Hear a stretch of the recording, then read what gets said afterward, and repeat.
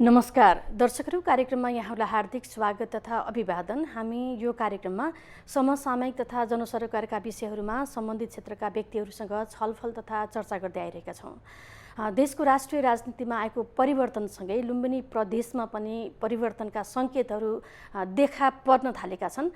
लुम्बिनी प्रदेश सरकार, लुम्बिनी प्रदेश सभा अब कसरी अगाडि बढ्ला, हामी आज लुम्बिनी प्रदेश सभामा नेपाली कङ्ग्रेसका प्रमुख सचेतक माननीय फक्रुद्दिन खानसँग कुराकानी गर्न गइरहेका छौँ। लागौँ उहाँसँगको कुराकानीतर्फ।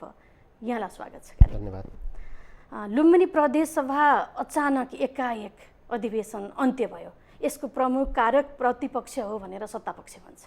के भन्नुहुन्छ यहाँले? यो त बडा चाहिँ गम्भीर आरोप हामीमाथि लगाइएको छ। अब यसको मेन कारक त हामीले सत्तापक्षलाई नै देख्छौँ। किन त भन्दाखेरि हामीले सरकार चाहिँ बारम्बार अल्पमतमा रहेको कुरा भन्दै गर्दा असाढ 31 गते जुन घटनाक्रम घट्यो, जुन अब नेपालको संसदीय व्यवस्था वा संसदीय इतिहासमै प्रथम पटक सत्तापक्षले नै बहिष्कार गरेर जसरी चाहिँ वाकआउट गरेर उहाँहरूले सदन छोड्नुभयो, त्यो अत्यन्त निर्लज्ज प्रवृत्तिको घटना चाहिँ हामीले त्यसलाई त्यसरी मूल्याङ्कन गरेका छौँ र त्यो निर्लज्जताको प्रकाष्ठा चाहिँ प्रदेश सरकारबाट उल्लङ्घन भएको छ। प्रतिपक्षले बाध्य पार्यो हामीलाई भन्छ सत्तापक्ष। होइन होइन होइन, त्यो गलत आरोप हो। त्यो के हो भन्दाखेरि एकजना राज्य मन्त्री जो तपाईँको मन्त्री परिषदमा हुनुहुन्थ्यो, उहाँको राजीनामापछि त सरकार स्वतः अल्पमतमा छ त, घाम जस्तै छर्लङ्ग छ। अनि त्यति हुँदा पनि कुर्सी छाड्न नसक्ने अनि आरोप चाहिँ प्रतिपक्षलाई लाउने, यो चाहिँ शोभनीय होइन। मुख्यमन्त्रीले पटक पटक दोहोऱ्याइरहनु भएको थियो, भनिरहनु भएको थियो यो बजेट पारित गरौँ, म त्यसपछि के अरे बहुमत अथवा अल्पमत, म चाहिँ विश्वासको मत लिन्छु, पुष्टि गरौँला भनेर भनिरहनु भएको थियो। यहाँले चाहिँ दिनुभएन। ठिक छ। बजेटको सन्दर्भमा के भयो भन्दाखेरि प्रमुख प्रतिपक्षलाई हामीलाई के भनियो भने नयाँ प्रवृत्तिका कार्यक्रम आउन सम्भव छैन।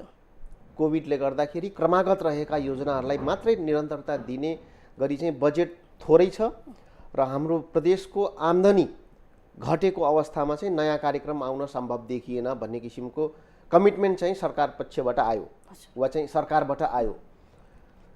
हामीले पनि ठिक छ, अब यो अवस्था जटिल छ, यति बेला चाहिँ विकास निर्माण भन्दा पनि स्वास्थ्य प्राथमिकतालाई नै सरकारले केन्द्रबिन्दुमा राखेर अगाडि बढ्छ, त्यही कमिटमेन्ट पनि त्यसरी आएको थियो। ठिक छ, अब यो 1 वर्ष विकास नहोला, पुल नबन्ला, सडक नबन्ला, नयाँ संरचना नबन्ला, कम्तीमा नागरिकको स्वास्थ्य रक्षाका निमित्त प्रदेश सरकारले राम्रो काम गरोस्, त्यो हिसाबले हामीले पनि मौन भयौँ। र मन्त्रालयगत रूपमा हामीले चाहिँ आफ्ना सभासदहरू माध्यमबाट सबैले आफ्ना आफ्ना योजनाहरूलाई मेरो निर्वाचन क्षेत्रमा यी आवश्यकताहरू छन् भनेर तफसिल बमोजिम सबैले चाहिँ माग गरे हो। तर के भयो भन्दाखेरि बजेट पुस्तिका पढ्दै गर्दा त्यसमा त नयाँ योजनाहरूको त चाङ छ, त्यो व्याख्या गर्न सम्भव छैन। अनि किन ढाँट्ने त? अनि त्यो बजेटको स्वामित्व हामीले लिने कि पहिले भन्नु पर्थ्यो होइन हामीले चाहिँ समावेशी र सन्तुलित रूपमा यो बजेट ल्याउँदैछौँ, यहाँहरूका मागहरू पनि, आखिर त्यो बजेट हामीले आफ्नो घर लाने होइन, त्यो कार्यक्रम हामीले आफ्नो घरमा लाने होइन, त्यो त प्रदेशको नागरिककै लागि हो, यही प्रदेशको लागि हो। र तपाईँ एउटा मुख्यमन्त्री भइसकेपछि तपाईँ एउटा दलको नेता होइन, आज चाहिँ मुख्यमन्त्रीज्यू नेकपा एमालेको इन्चार्ज मात्रै होइन, उहाँ चाहिँ यो प्रदेशको मुख्यमन्त्री हुनुहुन्छ, आधा करोड नागरिकको अभिभावक हुनुहुन्छ। त्यो हिसाबले चाहिँ बजेटमा विभेद देखेर हामीले त्यसको ओनरसिप लिन सक्ने अवस्था देखेनौँ र हामी चाहिँ नीति तथा कार्यक्रम भन्दा फरक बजेट आयो, यसको मतलब यहाँले फरक आयो। अनि बजेट ल्याउँदाखेरि किन रोक्न सक्नु भएन त? होइन, बजेट त प्रक्रियामा प्रवेश गरायौँ। नीति तथा कार्यक्रम हजुरको जुन संवैधानिक व्यवस्था अनुसार चाहिँ आउनुपर्ने हो, बजेट जुन प्रक्रियागत रूपमा आउनुपर्ने हो, त्यसमा त हामीले सरकारलाई सहयोग गरेकै छौँ त। टेबल गर्दाखेरि पनि यहाँहरूले रोक्नु भएन, टेबल गरिसकेपछि यहाँहरूले बल्ल त्यसमा होइन, टेबल हामीले किन रोक्ने? अचम्मको प्रश्न छ त। त्यो त सरकारको क्षेत्राधिकार भित्र पर्ने। त्यतिखेरको यहाँहरूको जुन तरिकाले बाहिर म्यासेजहरू गइरहेको थियो, टेबल गर्नै नदिने भन्ने खालको म्यासेजहरू गइरहेको थियो। होइन, यो हामीले कहीँ कतै भनेको छैनौँ। त्यो प्रदेश सरकारको क्षेत्राधिकारभित्र पर्ने काम हो। त्यो टेबल कति गते गर्ने, के गर्ने वा बजेट असाढ 1 गते संवैधानिक व्यवस्था अनुसार ल्याउने, त्यो त त्यो प्रदेश सरकारको काम कर्तव्यभित्र पर्ने कुरा हो। प्रदेश सरकारले नियमित रूपमा आफ्ना कामहरू गरिराखेका छ, हामीले सहयोग गरेका छौँ। र भित्र के छ भने संसदमा त तपाईँको सङ्ख्याको हिसाबले पास हुने हो र सङ्ख्याको हिसाबले गर्दाखेरि उहाँहरूको सङ्ख्या पुगेन। सङ्ख्या नपुग्दाखेरि उहाँले आफै चाहिँ संसद चाहिँ वाकआउट गर्नुभयो, जुन मैले अघि भनिसकेँ। नेपालको इतिहासमा यस्तो घटनाक्रम कहीँ हामीले देखेका छैनौँ।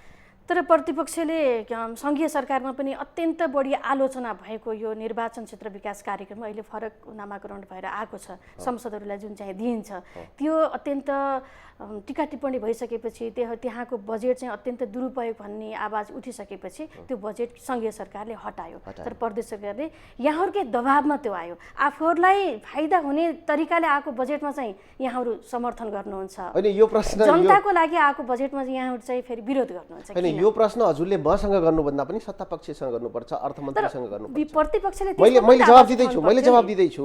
यहाँले भन्नुभए जस्तो हाम्रो दबावमा भन्नुहुन्छ, हामीले किन भन्छौँ र? हामीले त तपाईँले योजना र कार्यक्रमहरू बाँड्दाखेरि समावेशी र सन्तुलित रूपमा निर्वाचन क्षेत्र, भूगोल, जनसङ्ख्या सबैलाई समेटेर विभेद नहुने किसिमको आवश्यकता त सबैलाई छ। त्यसरी चाहिँ कार्यक्रमहरू ल्याउनुहोस्, गर्नुहोस्, हामी चाहिँ रचनात्मक सहयोग गर्छौँ भनेर हामीले यस अगाडिका बजेटहरूमा पनि सहयोग गरे हो। त्यति बेला परामर्श पनि हुन्थ्यो। तर यो वर्ष चाहिँ अलिकति फरक, जबकि यो वर्ष सरकारको अवस्था सङ्ख्याको हिसाबले सरकारको स्ट्रेन्थ हेर्दाखेरि सरकार अत्यन्त कमजोर अवस्थामा थियो। हिजो त टुटथट थियो, अनि हिजो चाहिँ राय परामर्श गर्ने, हिजो चाहिँ सरसल्लाह लिने, अनि आज चाहिँ बहुमतको तटमा वा चाहिँ अब तब लागेको अवस्थामा यो बेलामा त झनै चाहिँ घनीभूत छलफल गरेर कसरी चाहिँ यो प्रदेशलाई जुन सरकारले लक्ष्य लिएको छ समृद्ध प्रदेश र सुखी जनताको त्यो नारालाई सार्थकतामा परिणत गर्नका निमित्त प्रतिपक्षबाट के कस्ता चाहिँ सुझावहरू, के कस्ता चाहिँ योजना कार्यक्रमहरू आउँछन्, त्यो त झन् घनीभूत छलफल हुनुपर्ने हो। अनि यो बेलामा त प्रदेश सरकारले झन् उपेक्षित गर्यो हामीलाई। र यहाँले भन्नुभयो जस्तो निर्वाचन क्षेत्र विकास कार्यक्रमको त्यो पनि प्रदेश सरकारको क्षेत्राधिकारभित्र पर्ने हो, त्यो चोर बाटोबाट किन ल्याइयो? हामीले त्यो प्रश्न गर्न चाहन्छौँ। जबकि न नीति तथा कार्यक्रममा छ, न चाहिँ बजेट वक्तव्यमा छ, अनि त्यो हठात घुमाइयो। हामीले त पैसा हामीलाई दिनुहोस् भने होइन र पैसा लिएर हामीले गोजीमा लिएर आफ्नो घर पनि जाने होइन। त्यो कसको लागि हो भन्दाखेरि निर्वाचन क्षेत्रको लागि हो।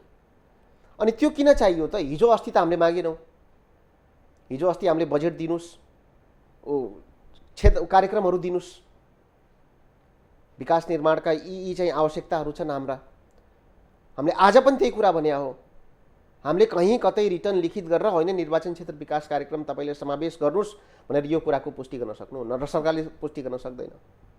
अब त्यो के हो भने जो अलिकति आलोचित कार्यक्रम छ त्यसको दोषारोपण चाहिँ अर्कामाथि देखाउने त्यो हाम्रो प्रवृत्ति हो। त्यो प्रवृत्तिलाई निरन्तरता चाहिँ त्यो प्रवृत्ति प्रतिपक्षमा पनि छैन। हामीले गरेका कमी कमजोरीहरूको त हामी आलोचना हामी चाहिँ समीक्षा गर्छौँ, हामी आत्मसात गर्छौँ, हामी स्वीकार गर्छौँ, हामीले अरूलाई आरोप लाग्दैनौँ। 3 वर्षसम्म प्रतिपक्ष कमजोर रह्यो, यसको फाइदा सत्तापक्षले लियो। सरकारले गरेका कतिपय कमी कमजोरीहरुमा प्रतिपक्षहरु मौन रह्यो। हजुरको प्रश्नमै मैले चाहिँ विमति जनाउन चाहे। प्रतिपक्ष कमजोर रहेको होइन, प्रतिपक्ष अब यही प्रस्तुति अलिकति तपाईहरुको त्यो भनाइ चाहिँ अलिकति फरक आयो। मैले के भन्छु भने संघीयता जुन चाहिँ 72 सालको संविधानले जुन संहिता दियो र 74 सालको निर्वाचन पछिको यसलाई चाहिँ कार्यान्वयनतर्फ लैजाने काम कर्तव्य दायित्व जुन प्रदेश सरकारमाथि आयो र यसलाई अझ सुदृढ गरेर, अझ सशक्त गरेर, अझ बलियो, अझ दिगोपन यसको यो संघीयताको र संविधानको सफल कार्यान्वयनका निमित्त जति दायित्व प्रदेश सरकारको छ त्यति नै दायित्व प्रतिपक्षको पनि छ। र शून्य संरचनाबाट प्रारम्भ हुँदै गर्दा अब हामीले विरोधको लागि विरोध मात्रै, आलोचनाको लागि आलोचना मात्रै त्यस्तो गर्या होइन, प्रदेश सरकारलाई आजको दिनसम्म साथ दिया हो। तर अब प्रथम वर्षको कुरा गरौँ, प्रदेश सरकारले त यसअघि पनि 4 वटा बजेट त ल्याइसकेको छ त। अनि बजेट ल्याउँदै गर्दाखेरि हो अहिले प्रदेश सरकारसँग केही छैन, न संरचना छ, न संगठन छ, न चाहे जतिको बजेट छ। त्यसैले चाहिँ यसलाई सफल गराउनका निमित्त हामी सुरुबाटै एउटा चाहिँ सहकार्यको बाटो हुँदै प्रदेश सरकारलाई सहयोग गर्दै आइराखेको हो र जनताप्रति अझ बढी जवाबदेही बनाउन, जनजीविकाको सवालमा होस् वा प्रदेशको स्थायित्व दिगोपनको सवालमा होस्, हामीले सदैव र सधैँ सहयोग गरेका छौँ र त्यो सहयोगलाई यहाँले प्रतिपक्ष कमजोर भयो, प्रतिपक्षले बोलेन भनेर त्यसमा चाहिँ हाम्रो विमति छैन। कतिपय कमी कमजोरीहरूमा, सरकारले गरेका कमजोरीहरूमा, कतिपय अनियमितताका कुराहरूमा पनि मिडियाले जसरी आवाज उठायो नि प्रतिपक्ष अलिक कमजोर हामीले महसुस गरेको होइन। हामीले सरकारले गरेका अनियमितताहरूको सन्दर्भमा हामीले सदैव र सधैँ सशक्त आवाज उठाएका छौँ। तर के छ भन्दाखेरि त्यो नागरिक समक्ष पुर्याउने र सुसूचित गराउने काम कर्तव्य यहाँ मिडियाहरूको फेरि सदनमा बोलेको कुरालाई प्राथमिकताका साथ आज प्रदेशसभामा के हुँदैछ, प्रमुख प्रतिपक्षको भूमिका के हो र सरकारलाई कहाँ कुन कुन सेक्टरमा झकझकाइराखेको छ भन्ने कुरा त त्यो मिडिया मार्फत नै सम्प्रेषित हुने हो। त्यसैले मिडियाको भूमिका पनि जुन हिसाबले अझ सशक्त हुनुपर्ने हो, यो सङ्घीयतालाई अझ सफल बनाउनका निमित्त अझ कहीँ कतै अलिकति थोरै अझ हामीले बढी अभ्यास गर्नुपर्ने किसिमको हामीलाई अनुभूति भएको छ। र जस्तो यहाँले भन्नुभयो अनियमितताको सन्दर्भमा, अब चाहे गाडी खरिदको सन्दर्भमा होस्, कृषि अनुदानका सन्दर्भमा होस्, राजनीतिक नियुक्तिहरूका सन्दर्भमा होस्, हामीले सदैव र सधैँ र विपत्तिहरू आइपर्दा, महामारीहरू आइपर्दा जुन प्रतिपक्षको भूमिका हो हामीले सशक्त रूपमा आफ्नो भूमिका निर्वाह गरेछौँ र सरकारलाई रचनात्मक सुझावसहित दबाब लगायतका कार्यक्रमहरू हामीले गरिराखेका छौँ। असार अन्त्यमा बजेट जसरी पनि आगामी वर्षको लागि ल्याउनै पर्ने, तर त्यो सरकारले ल्याउनै पर्ने थियो, ल्यायो। अब के गर्नुहुन्छ? अब जुन बाटो र विधिबाट चाहिँ बजेट आएको छ, हामीले हिजो भन्ने गर्थ्यौँ प्रदेश सरकार अल्पमतमा छ र मुख्यमन्त्रीज्यूले पनि इभेन संसदमै बहुमत गुमाइसकेपछि 1 मिनट पनि सत्तामा रहनुहुन्न भन्ने मेरो मान्यता रहेको छ। यो शब्द नै यही हो, त्यो रेकर्ड तपाईँले हेर्न सक्नुहुन्छ। र यति हुँदै गर्दा एकजनाको राजीनामापछि त म अल्पमतमा भएँ भन्ने कुरा त उहाँलाई पनि थाहा छ। अनि त्यो हुँदै गर्दाखेरि उहाँले बजेट किन प्रस्तुत गर्नुभयो त? सांसदहरू खरिद बिक्री हुने गर्दाखेरि घरि यता घरि उता हुँदाखेरि यताको पनि यता जाला भन्ने खरिद बिक्री कसले गर्दैछ? त्यो त भइरहेछ भन्ने कुरा आइरहेछ। खरिद बिक्री सुन्नुहोस् न, सत्ता, पैसा, शक्ति सदैव सरकारसँग हुन्छ। अनि खरिद बिक्री कसले गर्दैछ त? खरिद बिक्री भने चाहिँ सरकारले नै गरिराख्यो होला, प्रतिपक्षसँग त केही पनि छैन। प्रतिपक्षले पनि सत्ता पक्षका कतिपय सांसदलाई 1.5 करोडसम्ममा खरिद गर्यो भन्ने खालका यो चाहिँ तपाईँको मिथ्या समाचार, कुनै सत्यता नभएको, पुष्टि गर्न सक्ने केही आधार नभएको। मुखले त जे पनि बोल्न पाएँ नि। म आज यहाँ तपाईँको कार्यक्रममा बस्दै गर्दा मैले त जे पनि भन्न पाउँछु नि, जसमाथि पनि लान्छना लाउन पाउँछु नि। तर भोलि चाहिँ आइडेन्टिफाई गर्ने कुरा, प्रुफ गर्ने कुरामा त मैले त्यो प्रमाणसहित प्रस्तुत हुन सक्नु पर्यो त। त्यो मिथ्या खबर हो। सत्ता पक्षकै मान्नेले भनेका कुरा हुने नि? होइन, यो मिथ्या खबर हो। कुनै सत्यता छैन र पुष्टि गर्ने केही आधार कसैसँग केही छैन। कहीँ पनि कसैले पनि प्रतिपक्षबाट यसरी चाहिँ कसैलाई लोभ प्रलोभन दिएर चाहिँ आर्थिक उसको दिएर यसरी चाहिँ गरिएको छ भन्ने कुराको कहीँ केही पुष्टि छैन। र म बजेटमा आउँदैछु। यहाँले भन्नुभयो जस्तो बाध्यता छ असाढ मसान्तभित्र तपाईँको चाहिँ बजेट प्रस्तुत भइसक्न पर्ने, पास भइसक्न पर्ने वा फेल जे हो भइसक्न पर्ने, त्यसपछिका फरक बाटाहरू छन्। र त्यो बिचमा हामीले चाहिँ मुख्यमन्त्रीज्यूलाई उहाँले जुन अभिमत व्यक्त गर्नुभएको थियो संसदमा, त्यो स्मरण गरायौँ। मैले नै स्मरण गराएँ। अवस्था अब फरक भयो र यहाँले भने जस्तो अल्पमतमा परिसकेपछि शासन गर्ने वैधता चाहिँ गुम्छ, त्यो नैतिकताले पनि दिँदैन। र हामीले कस्तो संस्कार चाहिँ विकसित गर्दैछौँ? प्रदेश त अहिले 3.5 वर्षको एउटा अबोध बालक न हो र यो बालकलाई त अब अहिले त तपाईँको अब दुधमा चाहिँ प्रोटिनहरू वा चाहिँ त्यो इनर्जीहरू दिएर यसलाई त अझ सुदृढ, यो बालकलाई त अझ बलियो गराउँदै यसलाई त अझ मेच्योर्ड, यसलाई त अझ प्राङ्गण बनाउँदै लैजानुपर्ने दायित्व त सबैको हो त। अनि भोलि हामीले जुन किसिमका आज नजिरहरू स्थापित गर्दैछौँ यसले त भोलि आउने पुस्ताले पनि अनुसरण त गर्छ त, एक्जाम्पल दिन्छ त। त्यसैले यो बजेटको सन्दर्भमा जे जति घटनाक्रमहरू भए यसको सारा जवाबदेही चाहिँ वर्तमान सरकार। यहाँहरूको आपत्ति बजेटप्रति हो कि सरकार अल्पमतमा छ भन्ने प्रति हो? अल्पमतमा होइन, पहिला कुरा त राजनीतिक रूपमा सरकारको वैधतामाथिको प्रश्न चिन्ह हो। बजेट ल्याउँदासम्म त सरकार बहुमतमा थियो त। असार 1 गते बजेट आयो, असार 12 गते बल्ल माननीय एकजना मन्त्रीज्यूको राज्य मन्त्रीज्यूको राजीनामा आयो। त्यतिखेरसम्म बजेट ल्याउँदासम्म त सरकार त बहुमत थियो त। यहाँहरूले भनेको अल्पमतमा यदि हो भने पनि होइन, वैधता भनेछु मैले। हजुर, राजनीतिक रूपमा जुन प्रश्न चिन्ह उठेको थियो प्रदेश सरकारमाथि, त्यो मैले वैधताको कुरो गरेको छु। पहिला यहाँहरूले नीति तथा कार्यक्रममै किन रोक्न सक्नु भएन? किन पारित गर्न दिनुभयो त नीति तथा कार्यक्रम? होइन, नीति तथा कार्यक्रमको कुरा थियो भने सुन्नुहोस् न, हामीले वैधताको कुरो गरेका छौँ। राजनीतिक रूपमा सरकार वैध छ, ठिक छ, सरकार बहुमतमा छ। कुनै पनि जस्तो अब त्यो खेल मैदानमा प्रवेश गरिसकेपछि अल्पमत र बहुमत त्यति बेला थाहा हुन्छ। तर खेल मैदान भनेको त संसद हो। त्यो खेल मैदानमा त त्यो औपचारिक रूपमा प्रवेश गरेको छैन त्यो प्रक्रिया। अनि त्यो संसदमा बोल्दै गर्दा हामीले खालि स्वरूपमाथि प्रश्न चिन्ह उठायो हो।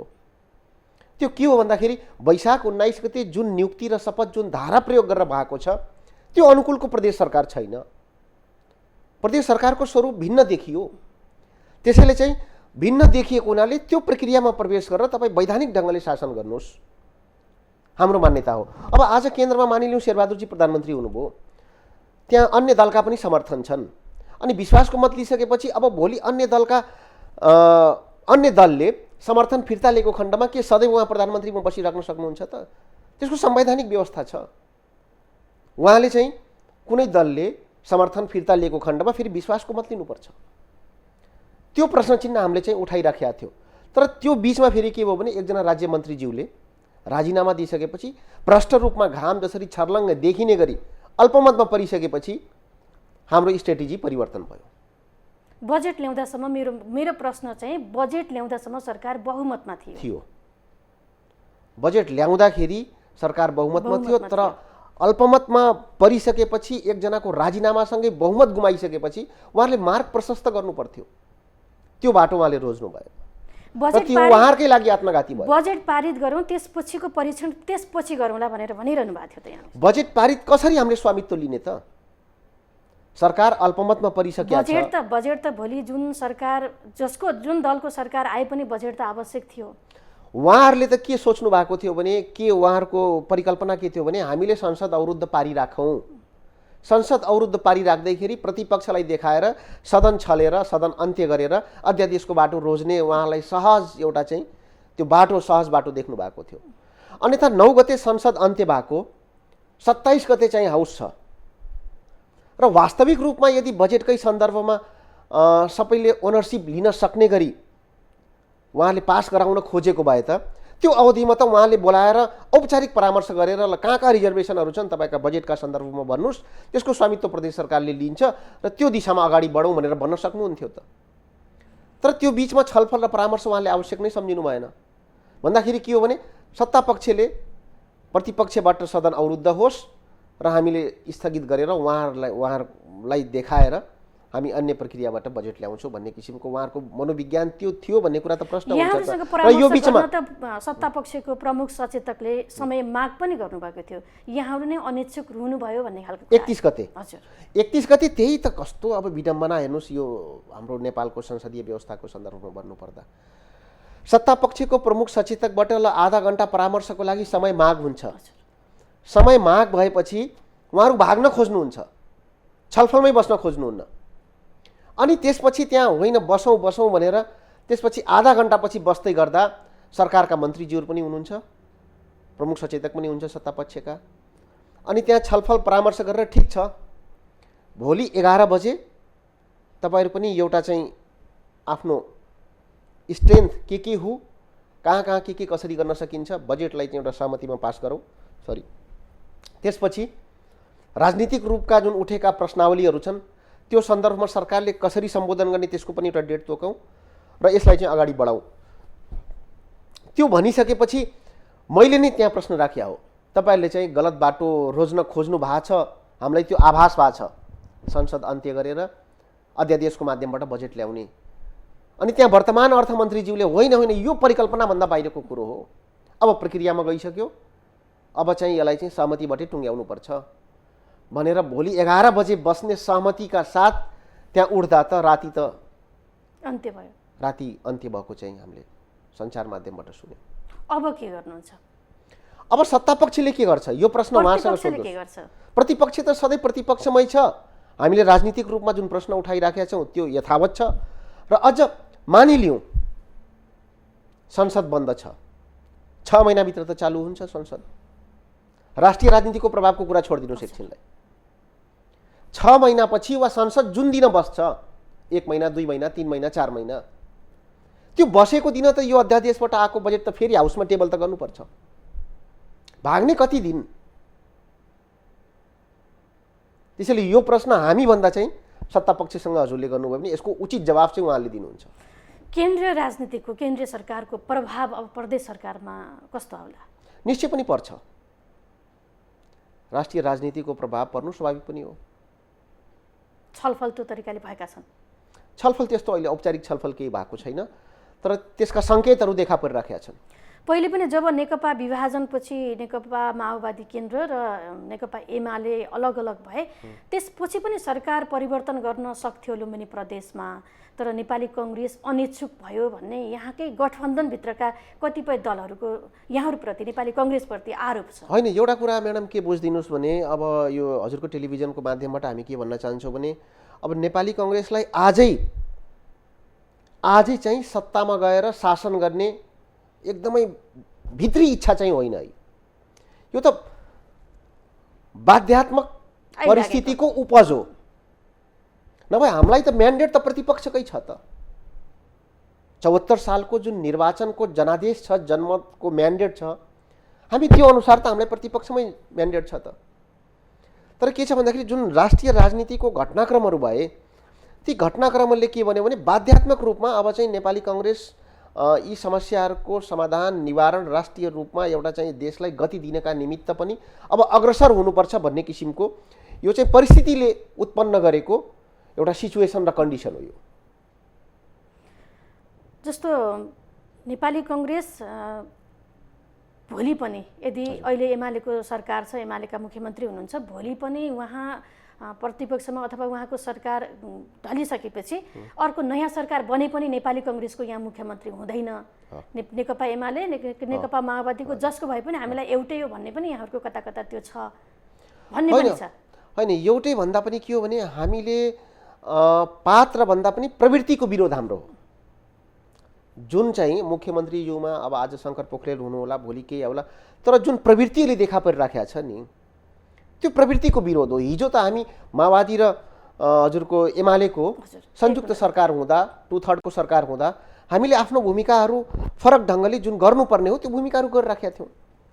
तर जुन अवस्था फेरि सिर्जना भयो, त्यो अवस्था सिर्जना भइसकेपछिको उसमा जुन सिनारियोहरू देखिए विगतमा, त्यो हिसाबले हामीले आफूलाई रूपान्तरण गर्दै त्यस हिसाबले हामी आफ्नो प्रस्तुति गरिराखेका छौँ। गठबन्धनको बलमा अब गठबन्धनै भन्नु पर्यो। हिजो आज चाहिँ हामीले एकजना जो प्रदेश सभाका सदस्यले राजीनामा दिनुभयो, उहाँलाई जिताउनसम्म सफल भयौँ यो लुम्बिनी प्रदेशबाट। त्यो कसको उसमा भनेपछि त्यो गठबन्धनकै आखिर सहयोगले, योगदानले त हो। नभए नेपाली कङ्ग्रेससँग त्यति सङ्ख्या त थिएन। हिजो नेपाली कङ्ग्रेसले नै संसदमा भोट नदिएर उहाँ फरक पार्टीबाट फेरि निर्वाचित हुनुभयो। निर्वाचित भइसकेपछि फेरि जनतालाई घात गरेर राजीनामा दिइसकेपछि फेरि नेपाली कङ्ग्रेसमै प्रवेश गराएर जिताउनु भयो। होइन, जनतालाई घातको सन्दर्भमा, उहाँको राजीनामाको सन्दर्भमा यी कुराहरू त प्रष्ट रूपमा उहाँसँगै बुझ्दा राम्रो हुन्छ। उहाँको डेमोक्रेटिक ब्याकग्राउन्ड थियो, केही विमतिहरू थिए र ती विमतिहरू सम्बोधन गर्न नसक्दा पार्टीले उहाँ त्यति बेला आवेगमा आएर पार्टी छोड्नुभयो। पछि अब धेरै लङ टर्म पोलिटिक्स हेरेर अब त्यो उहाँले के, कुन र कति कारणले निर्णय गर्नुभयो यसको विस्तृत बारेमा त त्यो सम्बन्धित मान्यज्यूले नै भन्नु होला। तर मैले उदाहरण एउटा दिएको के हो भने, हामी त एक्लै आफ्नै ताकतमा, आफ्नै बलमा राष्ट्रिय सभाको उपनिर्वाचन जित्ने हैसियतमा त थिएनौँ नि त। राष्ट्रिय सभाको उपनिर्वाचन जित्नु चान्चुने कुरा होइन नि त। त्यो गठबन्धनकै सहयोग र गठबन्धनकै जगमा उभिएर त जित्या हो त। त्यसैले हिजोभन्दा थोरै भूमिका हाम्रो परिमार्जित चाहिँ भएको छ, बलियो भन्नुभएको छ। निश्चय पनि। अब कसरी अगाडि बढ्नुहुन्छ? अब अधिवेशन अन्त्य भइसकेको अवस्थामा सत्तापक्ष र प्रतिपक्षको भेटघाट, छलफललाई कसरी अगाडि बढाउनुहुन्छ? होइन, सत्तापक्ष र प्रतिपक्षको भेटघाट र छलफलको लागि अग्रसरता त प्रदेश सरकारले लिनुपर्छ। प्रदेश सरकारले लिँदै लिएन भने 6 महिनासम्म उसले प्रदेश सभा अन्त्य गरिसकेको छ, अन्त्य गर्यो, प्रदेशसभा बस्दै बसेन भने प्रतिपक्ष यत्तिकै बस्छ त? होइन, 6 महिनाको यस्तो यो लङ टर्म नभनौँ। अब निश्चय पनि अब धेरै कुराहरू प्रदेशका भनौँ न जनजीविकाका सन्दर्भमा होस्, प्रदेशको स्थायित्वका सन्दर्भमा होस्, निर्वाचन आफ्ना आफ्ना क्षेत्रका समस्याहरूको सन्दर्भमा होस्, दक्षिणी भेगका अब ग्रामीण गाउँदेखि लिएर उत्तर रोल्पा रुकुमका चाहिँ दुर्गम पहाडी क्षेत्रका जुन बस्तीहरू छन् त्यहाँका समस्याहरूको सन्दर्भमा उठान गर्ने थलो त प्रदेश सभा हो, संसद हो। त्यसैले यति लामो समयसम्म यो ग्याप रहन्छ भन्ने हामीले चाहिँ अनुमान चाहिँ गरेका छैनौँ, परिकल्पना गरेका छैनौँ। अब त्यसको लागि छलफल र परामर्शको लागि त प्रदेश सरकारले अग्रसरता लिनुपर्छ। हामी छलफलमा बस्छौँ, परामर्शमा बस्छौँ। जे प्रक्रिया हो, जे विधि हो, जे पद्धति हो त्यो अनुसार चाहिँ हामी सहकार्य गर्न। जसरी प्रदेश सभामा आवाज उठ्नुपर्ने थियो, यहाँले कुरा गर्नुभयो नि जनजीविकाका जनताका समस्याका कुराहरू, ती समस्याका कुराहरू चाहिँ अलि बढी ओझेलमा परे। यहाँहरूले बढी चाहिँ राजनीतिकै कुराहरू चाहिँ प्रदेश सभामा पनि जसरी सङ्घमा जसरी उठ्ने यो अहिले मैले क्रस क्वेसन गरेँ। यो अहिले कहिलेदेखि भन्दाखेरि जुन राजनीतिक घटनाक्रमहरू, सरकारको वैधतामाथिका प्रश्न चिन्हहरू लगायतका कुराहरू उठेपछि मात्रै, तैपनि ओझेलमा परेका छैन। सबै मान्यहरूले प्रतिपक्षका वा चाहिँ सत्तापक्षकै विशेष समय लिएर संसद चल्दाखेरिको समयमा उहाँहरूले आफ्ना जनजीविकाका सन्दर्भका प्रसङ्गहरू जोरदार रूपले उठाइराख्नु भएको छ र हामीले पनि त्यो भूमिका विचलित भएका छैनौँ। त्यो भूमिकामा हामी चाहिँ खरो रूपमा सरकारको ध्यानाकर्षण गराइराखेकै छौँ।